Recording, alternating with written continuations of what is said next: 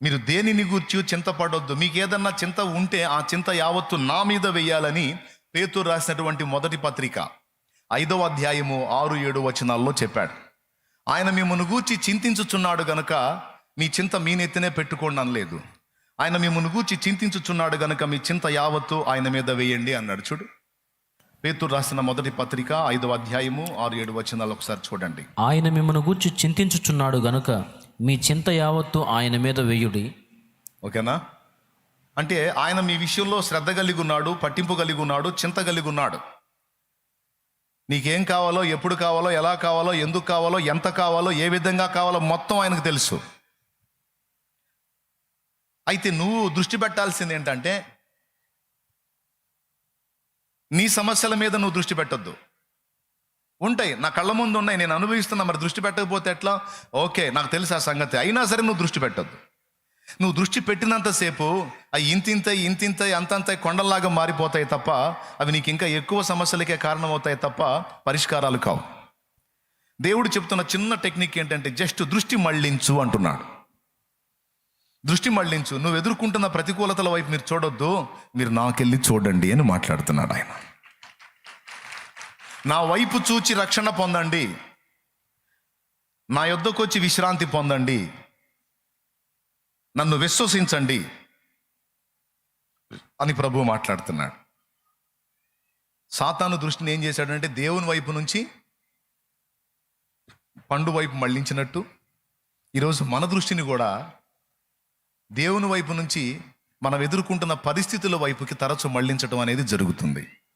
ఇక్కడ దేవుడు స్పష్టంగా సూచిస్తుంది ఏంటంటే, నన్ను ఎరగక ముందు మీరు వాటికి వెళ్ళి చూశారు మీ అజ్ఞానాన్ని బట్టి.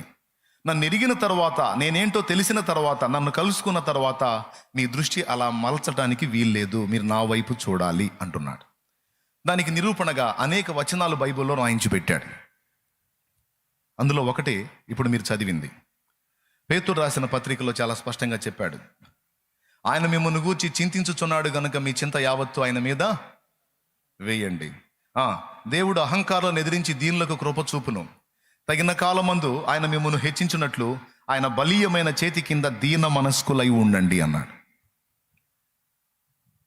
2 సరే, ఈ ఒక్క చోటేనా ఇంకెక్కడన్నా ఉందా అంటే ఫిలిప్పీ పత్రిక 4వ అధ్యాయము 4వ వచనం ఒకసారి చూడండి. ఎల్లప్పుడూ ప్రభువునందు ఆనందించుడి, మరలా చెప్పుదును ఆనందించుడి, మీ సహనమును సకల జనులకు తెలియబడనీయుడి, ప్రభువు సమీపముగా ఉన్నాడు, దేనిని గూర్చి చింతింపకుడి గాని. అక్కడ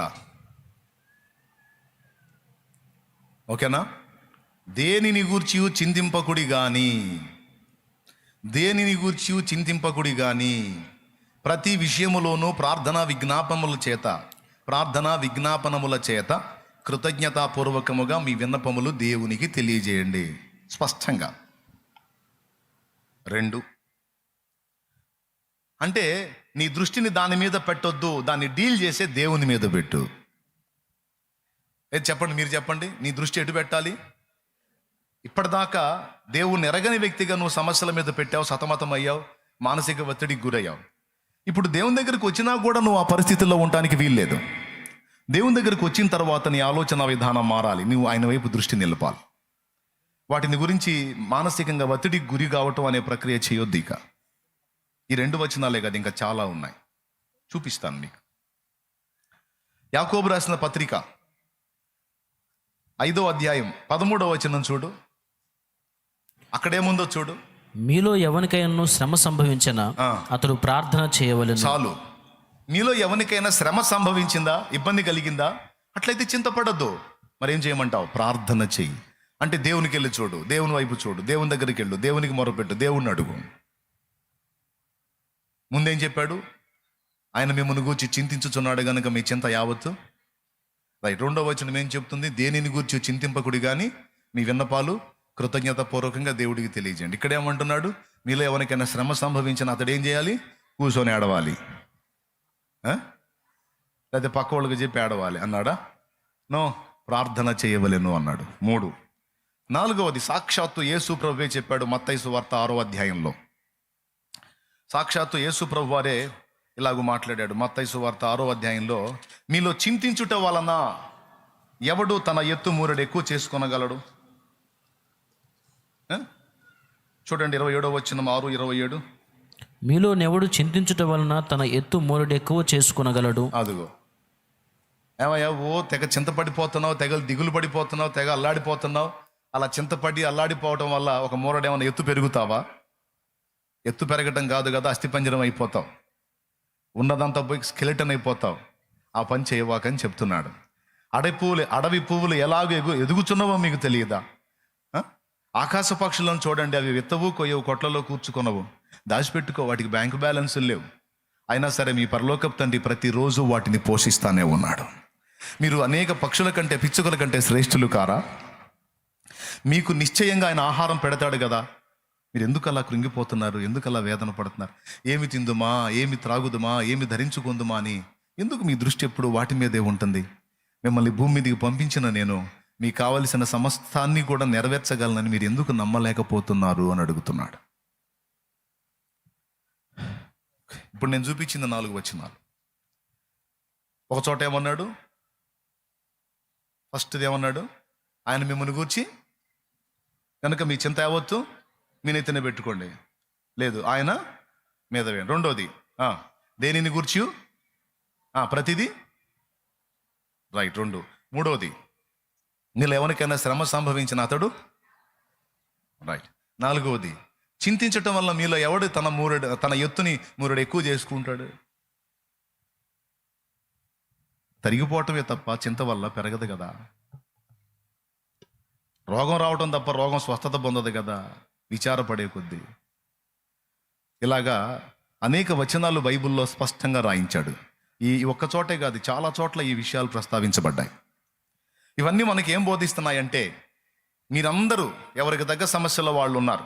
అన్నా నేను సమస్యల్లో ఉన్నాను అన్నోళ్ళు చేతులు ఎత్తండి. ఒక్క చేయన్నా ఎత్తకుండా ఉంటారని చూడు. ప్రతి చేయి లేవాల్సిందే. అప్పులో, ఆర్థిక ఇబ్బందులో, శరీర బలహీనతలో, కుటుంబ సమస్యలో, పిల్లల ఫ్యూచరో, ఏదో ఒక సమస్య నాకు ఉందన్నా అన్నోళ్ళు చేతులు ఎత్తండి యథార్థంగా, షో చేయకుండా. దేవునికి స్తోత్రం. గట్టిగా చెప్పండి, ఇంకోసారి చెప్పండి. Very good. అందరూ అనుభవిస్తూనే ఉన్నారు. కానీ దేవుడు చెప్తున్నటువంటి సింపుల్ టెక్నిక్ ఏంటంటే, జస్ట్ దృష్టి మరల్చు అంటున్నాడు.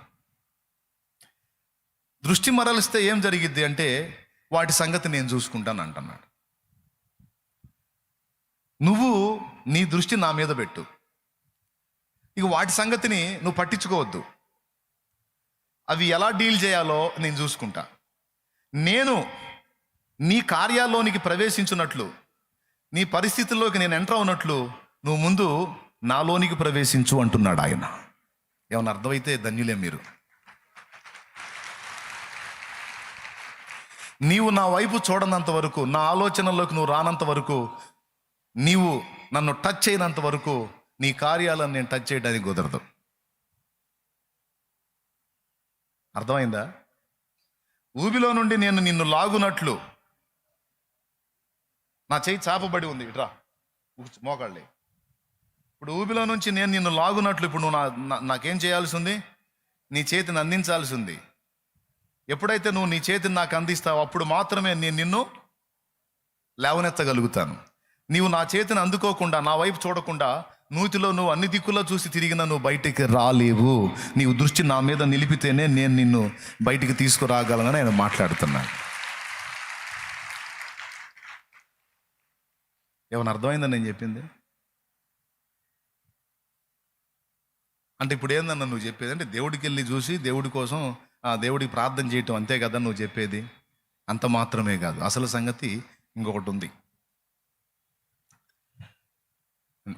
నేను ఎలాగా ప్రతికూలతల్లోంచి బయటపడ్డానో మీకు చెప్తాను. నేను మీలాగనే సమస్యలతో చర్చికి వెళ్ళాను. తర్వాత సత్యాన్వేషణ జరిగింది, దేవుడిని తెలుసుకున్నాను. మొదట వెళ్ళినప్పుడైతే అందరితో పాటు నేను కూడా బాధలు పోతాయనే వెళ్ళాను. సరే, అక్కడికి వెళ్ళిన తర్వాత నా దృష్టిని దేవుడు ఎట్లా ఆకర్షించాడో తెలుసా? నా బాధలు, నా అప్పులు, నా సమస్యల గురించి నేను ఆలోచించేటువంటి పరిస్థితుల్లోంచి నన్ను బయటికి లాగాడు. అవన్నీ అంతే ఉన్నాయి, అవన్నీ ఏం పరిష్కారం కాలా. అప్పులు అంతే ఉన్నాయి, సమస్యలు అంతే ఉన్నాయి, ప్రతికూలతలు అంతే ఉన్నాయి. కానీ ఆయన చేసినటువంటి పని ఏంటంటే, నేను వాటి గురించి ఆలోచించకుండా నేను ఆయన గురించి ఆలోచించేటట్టు నన్ను ఆకర్షించాడు ఆయన.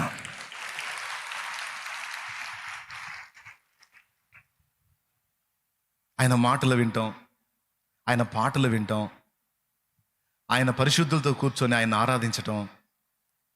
ఓ రకంగా చెప్పాలంటే పనికి వెళ్తాననుకో, పాల వ్యాపారం చేశాను కదా, ఆ వ్యాపారానికి వెళ్తాననుకో, ఎప్పుడు ఈ పని అయిపోయిద్దా, ఎప్పుడు ఆడ పడేసి పోతానా దేవుని సన్నిధికి అని నా గుండె ఆరాట పడతా ఉండేది. అప్పులు, సమస్యలు, కుటుంబ సమస్యలు, బాధలు, ఇరుకులు, ఇబ్బందులు అన్నీ ఉన్నాయి. కానీ అవేవి నన్ను ఆకర్షించలేకపోయినాయి.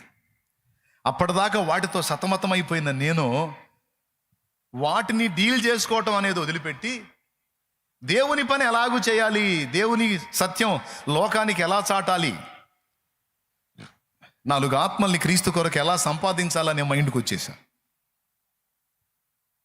మీరు చెప్పండి, తట్టెడు అప్పుల్లో ఉన్నోడు అప్పుల సమస్యను పరిష్కరించుకోవడానికి ఆలోచించుకోవాలా, లేకపోతే ఆత్మల సంపాదన కోసం ఆలోచించాలా? మీరు చెప్పండి. ఇప్పుడు అప్పుల్లోంచి బయటపడాలంటే పైసల సంపాదన మీద దృష్టి పెట్టాలి. దేని మీద దృష్టి పెట్టాలి? పైసల సంపాదన మీద దృష్టి పెట్టాలి. 4 చేతుల్లో సంపాదించి తొందరగా అప్పులు బయటేసుకోవాలి. కానీ నా మైండ్ ఎట తిప్పాడో తెలుసా? అవన్నీ వదిలిపెట్టురా, నశించిపోతున్నారు నా పిల్లలు, వాళ్ళ గురించి ఆలోచించు, ఆత్మల రక్షణ కోసం నువ్వు ఆలోచించమని దేవుడు నా మనసుని ఆత్మల సంపాదన వైపు తిప్పాడు. ఇక నా మైండ్లో పడింది, ఇక నా సమస్యల గురించి చింతించడం, ఆలోచించడం పక్కన పెట్టి, అరే రే నశించిపోతున్నారు, వీళ్ళు నరకానికి వెళ్ళిపోతున్నారు, ఈ ఆత్మల గతి ఏంటి, వీళ్ళకి సువార్త చెప్పకపోతే వీళ్ళు పాడైపోతారు కదా, వీళ్ళ బ్రతుకులు ఏమైపోతాయి, అయ్యో దేవా వీళ్ళని రక్షించు, వాళ్ళని రక్షించు, నీకు ఎవరిని చూసినా జాలి పడుతున్నా నాకు. ఎందుకు? వీళ్ళకి సత్యం తెలియదు. ఒకవేళ రేపు వీళ్ళు చనిపోతే జడ్జిమెంట్లోకి వస్తారు, దోషులుగా తేలితే నరకానికి వెళ్తారు, ఆత్మకు చావు లేదు, ఆత్మ శిక్ష పొందే అవకాశం ఉంది. అయ్యో వీళ్ళ గతి ఏంటని కనపడ్డ వాళ్ళందరి గురించి దుఃఖం కలుగుతుంది. మా వాళ్ళకి ఆశ్చర్యం, ఈడేందిరా సమస్యలు ఇన్ని పెట్టుకొని వీటి గురించి ఆలోచించకుండా దేవుడు దేవుడు దేవుడు దేవుడు అంటాడు, ఆత్మలు ఆత్మలు ఆత్మలు అంటాడు, ఏంట్రా వీడు గోల అనుకున్నారు పాపం వాళ్ళు. కానీ నాకు ఇక దేవుని కార్యాలు, దేవుడు, దేవుని ధ్యాస, ఈ దృష్టి తప్ప ఇక రెండో దాని మీద నాకు విచారం కలగల. అప్పులు ఇచ్చిన వాళ్ళు సామాన్లు బయటేస్తారన్న చింత లేదు, చొక్కా పట్టుకొని నిలేస్తారన్న చింత లేదు, ఏ విధంగా అవమానపరుస్తారన్న చింత లేదు. నా తండ్రికి తెలియకుండా నాకేం జరగదు. ఒకవేళ ఆయన అవమానానికి అప్పగిస్తే అప్పగించని దేవునికి స్తోత్రం. చేతనైనంత మట్టుకు చేస్తున్నాం, ఇంకా అంతకు మించి అదనంగా చేయాలంటే మన వల్ల కాదు. కాబట్టి ఇక నా వంతు పోరాటం నేను చేస్తున్నాను, కష్టపడాల్సింది కష్టపడుతున్నాను. కానీ నా మనసంతా కూడా ఇప్పుడు వాటి గురించిన భయాల్లో లేదు. నా మనసంతా దేని మీద ఉందో తెలుసా? దేవుని పనిని గురించిన ఆసక్తి నన్ను భక్షిస్తుంది అన్నట్టు అయిపోయింది నా బ్రతుకు. అంటే దేవుడు ఏం చేశాడంటే సమస్యల వైపు నుంచి నా దృష్టిని తన వైపు మళ్ళించాడు. తర్వాత ఏం జరిగిందంటే వరుసగా దేవుడు కార్యాలు జరగటం స్టార్ట్ అయింది. ఆ శ్రమల్లోనే ఒక పక్క నలుగుతూ ఉన్నాను, ఒక పక్క దేవుణ్ణి వెంటాడుతూ ఉన్నాను. ఎందులో ఉన్నా సరే నా మనసంతా ఆయన చుట్టే తిరుగుతూ ఉంది, ఆయన గురించి ఆలోచన చేస్తూ ఉంది. తర్వాత ఒకటొకటి ఒక మెట్లుగాని వేసుకుంటా నన్ను ఎక్కించుకుంటా వచ్చినట్టు నా ప్రతికూల పరిస్థితులన్నిటికీ ఆయనే దారులు వేసి మార్గాలు సుగమం చేసి, ఒక పక్క శ్రమలు ఉన్నట్టుగానే చూపిస్తూ మరో పక్క వాటన్నిటినీ డీల్ చేసుకుంటా వచ్చాడు. స్థిరమైనటువంటి ఉపాధి మార్గాన్ని ఒకదాన్ని చూపించాడు ఆయనే. ఒకటి దగ్గరికి వెళ్ళి ఒకరి దగ్గర చీచా అనిపించుకునే పని లేకుండా నేను ఓన్గా ఒక పనిని ఏర్పాటు చేయడానికి, అవసరమైతే నా దగ్గరే కొంతమంది వచ్చి పని చేసి జీతం పొందడానికి అనుకూలంగా ఒక ఉపాధి మార్గం దొరికేటట్టు ఆయన నాకు చేశాడు. ఎప్పుడు చేశాడు ఇవన్నీ? ఎప్పుడు దొరికినాయి నాకంటే? నేను ఎప్పుడైతే ఆయనలోనికి ప్రవేశించానో అప్పుడు ఆయన నా పరిస్థితుల్లోకి ఎంటర్ అయ్యాడు. అర్థమైంది? నేను ఎప్పుడైతే ఆయన్ని పట్టుకున్నానో ఆయనకి నా చేతిని పట్టుకొని ఇంకా ఆయన నన్ను బయటికి లాగటం మొదలుపెట్టాడు. స్థిరమైన ఉపాధిని ఏర్పాటు చేసి దాన్ని చేసుకుంటా, దేవుని వాక్య ధ్యానం చేసుకుంటా, ప్రార్థన చేసుకుంటా, వచ్చిన వాళ్ళకి సువార్త చెప్పుకుంటా, ప్రశాంతంగా దేవుని పని ఇటు నా పని 2 పనులు చేసుకునే రకమైన ఉపాధిని నాకు చూపించాడు దేవుడు. ఒకటి. రెండోది, అంతకాలంగా నలిగిపోతున్నటువంటి అప్పుల సమస్యకి ఒకే ఒక్క పరిష్కారం అన్నట్టు అప్పుడు గవర్నమెంట్ వాళ్ళు కొన్ని రకాల లోన్లను లైన్లో తీసుకొచ్చారు. అదేందో నా దృష్టికి వచ్చేటట్టు చేశాడు. చాలామంది ట్రై చేశారు, వాళ్ళకి వర్కౌట్ కాల. కానీ నేను వెళ్ళి ట్రై చేశాను. ఆశ్చర్యకరమైన విషయం ఏంటంటే ఆ బ్యాంక్ మేనేజరే నాకు ఫ్రెండ్ అయ్యేటట్టు దేవుడు చేశాడు. లోన్ అప్లై చేయడానికి నేను పోతే ఆయన తన ఇంటికి ఆహ్వానించాడు. నన్ను ఇంటికి ఆహ్వానించి ఆయన విషయాలు నాతో పంచుకున్నాడు, నా విషయాలు ఆయనతో డిస్కషన్ చేసుకుని ఫ్రెండ్షిప్ అయిపోయింది. రావయ్యా అంటాడు ఎప్పుడన్నా ఫోన్ చేసి, ఎక్కడున్నారు రండి మాట్లాడుకుందాం అంట. మరి లోన్ సంగతి అంటే లోన్ ఓకే అయిపోయింది, ఓకే అయింది. ఇట్లాంటి జాక్పాట్లు మాకు కూడా ఉంటే బాగుండి చాలేమన్నా, అప్పులతో సత్తనం అనిపిస్తుందా మీకు? దేవునికి స్తోత్రం. అప్పులతో అల్లాడిపోతున్నాం అన్న, ఇట్లాంటి ఛాన్స్ ఏదన్నా దేవుడు మాకు కూడా ఇస్తే బాగుండు.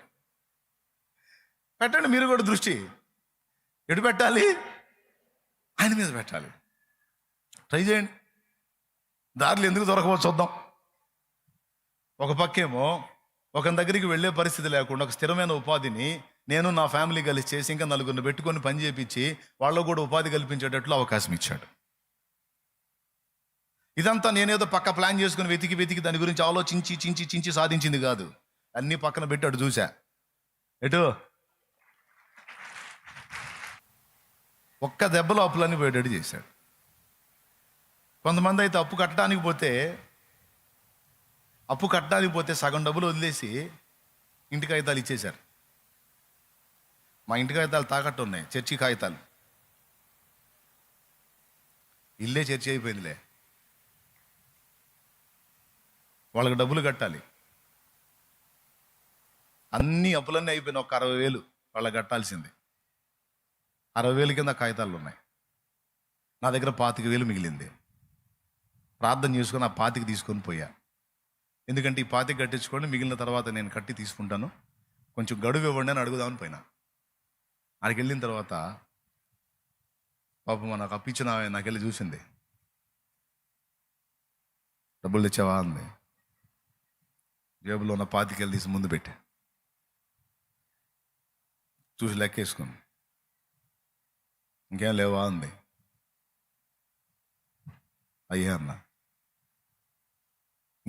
ఇదే సంభాషణ. ఇక ఆమె కొడుకుని పిలిచి వీళ్ళ కాగితాలు వీళ్ళకి ఇచ్చేసేయి అంది. దేవుడి దయగలిగితే అప్పులు ఇచ్చిన కూడా వదిలేస్తారండి. ఇక్కడ అనుభవించాం. దేవునికి స్తోత్రం, హల్లెలూయా. అంటే ఇంకా 35,000 నేను కట్టించుకోవాలా, ఇంకేం కట్టొద్దు లేపో అంది. అన్ని కాగితాలు వచ్చినాయి అనుకున్నాను, ఒక కాగితం మిస్ అయింది వాళ్ళ దగ్గర. మరుసటి రోజు పోయా. ఆమె అంటున్నప్పుడు, ఏం చేసావు అబ్బాయి నిన్న మాకు, ఏం చేసావు, అన్ని డబ్బులు వదిలేసానని నేను అంటుంది. అంటే నన్ను వదిలేసి కాగితాలు ఇచ్చిందాక వాళ్ళు ఆలోచించుకున్నట్టున్నారు. దేవునికి స్తోత్రం కలుగునుగా, హల్లెలూయా. తర్వాత ఆ కాగితం కూడా ఇచ్చి పంపించాను. నేనేం చేయాలి, చేసేవాడు చేశాడు. మనుషులకు దయ పుట్టించేవాడు ఆయనే, దారి చూపించేవాడు ఆయనే, మనల్ని పైకెత్తాలన్నా కింద పడేయాలన్నా ఆయనే. సైతాను గాడేమో ఎప్పుడు ఆ సమస్యలకి వెళ్ళే చూడు నువ్వు పద్దాకలు దేవుడు అంటే ఎట్టు కుదిరితే, సమస్యలు చూడు అవి పెరిగిపోతానే, చూస్తే తరిగిపోతాయా, ఏం చేయగలవు? ఫస్ట్ నుంచి చూస్తానే వచ్చావు, చూస్తానే కొండల్లాగా అయిపోయినాయి. ఎక్కడ తరిగినాయి? ఇప్పుడు ఎటు చూడాలి? కలవరపడినే అప్పుల వైపు నా కన్నులే తోదు. వాడు అప్పుల వాళ్ళందరూ చేతులు ఎత్తండి. అద్దుగా ఎవరు బాబు ఇంక అప్పులు లేని వాళ్ళు ఇక్కడ? దేవునికి స్తోత్రం కలుగును. దృష్టి మరల్చు అనే ఒక్క పాయింట్ మీద నీ మనసు ఉంచు. శత్రువు చూపించేటువంటి వాటి వైపు దృష్టి నిలిపే కొద్దీ నువ్వు కుంచుకుపోతావు, అనగారిపోతావు, దిగజారిపోతావు. అదంతా గతహ వదిలేయి. ఇప్పుడు నీ దృష్టి దేవుని మీద నిలుపు. నిజంగా నువ్వు తిరిగి జన్మించిన వ్యక్తివైతే, పరిశుద్ధాత్మ సంబంధివైతే, నీ గుండె ఆనందంతో నాట్యం వేస్తుంది, ఎన్ని బరువులు ఉన్నా సరే. ఎందుకో తెలుసా? నువ్వు యేసుని కలుసుకున్నావు, నువ్వు దేవుణ్ణి కలుసుకున్నావు, నీ సృష్టికర్తను కలుసుకున్నావు. నిన్ను ఏ చేతులు నిర్మించినాయో ఆ చేతులు గలవాని నువ్వు చేరుకున్నావు. నీకు జీవితాన్ని ఎవరిచ్చారో ఆయన కలుసుకున్నావు నువ్వు ఇప్పుడు. నీ జీవితం ఇన్ని మలుపులు తిరగటానికి ఎవరి డిజైనింగో ఆ డిజైన్ చేసిన వాడిని ఇప్పుడు కలుసుకున్నావు. అవసరమైతే ఆ డిజైన్ ఇంకో టైపులో మార్చగల సమర్థుడిని కలుసుకున్నావు. నరపుత్రుడా, ఎండిపోయిన ఎముకలు తిరిగి బ్రతకగలవా? ప్రభువా యెహోవా, అది నీకే తెలియను. సరే, నెగులు కాసేపట్లో మహా సైన్యమై సజీవ సైన్యమై నిలిచాయి. మీకు తెలుసా సంగతి? యెహెజ్కేలు 37. ఇర్మియా 18లో ఇర్మియాతో చెప్తాడు, కుమ్మరి వానింటికి పోమన్నాడు. పోతాడు. ఏం కనపడుతుంది నీకు అంటాడు. సారి మీద కుమ్మరివాడు కుండ చేస్తున్నాడు. ఇప్పుడేం కనపడుతుంది? కుండ రెడీ అయింది. ఇప్పుడేం కనపడుతుంది? కుండ విరిగిపోయింది. ఓకే, మళ్ళీ ఏం చేస్తున్నాడు? విరిగిపోయినటువంటి కుండను మళ్ళా మట్టి ముద్దగా చేసి, మళ్ళా నీటితో తడిపి, మళ్ళా సిద్ధపరిచి, మళ్ళా సారి మీదకి ఎక్కిచ్చాడు. ఏం చేస్తున్నాడు? ఇప్పుడు కుండను తయారు చేశాడు. అయిపోయిందా? ఆ కుండ చక్కగా రెడీ అయిపోయింది. ఇప్పుడు ఏం చేశాడు? తీసి పక్కన పెట్టాడు. రైట్. ఇర్మియా, నా ప్రజల దగ్గరికి వెళ్ళి చెప్పు, ఈ కుమ్మరి ఈ కుండకు చేసినట్టు, విరిగిపోయిన ఈ కుండను తిరిగి మళ్ళా నిర్మించినట్టు నా జనులను నేను నిర్మించలేనా? నా జనులను తిరిగి నేను కట్టలేనా? నా జనులను తిరిగి నేను మరలా పూర్వపు వైభవానికి మించిన వైభవంతో నిలబెట్టలేనా? మరి ఎందుకు నా ప్రజలు భయపడుతున్నారు? ఎందుకు నా ప్రజలు కృంగిపోతున్నారు? ఎందుకు నా ప్రజలు కుమిలిపోతున్నారు? ఎందుకు ధైర్యము చెడి వణుకుతున్నారు? కుమ్మరి ఈ కొండకు చేసినట్లు నేను నా ప్రజలకు చేయుదును, అంతకంటే ఎక్కువగా చేయుదును. ఆమేన్, ఆమేన్, ఆమేన్, ఆమేన్, ఆమేన్.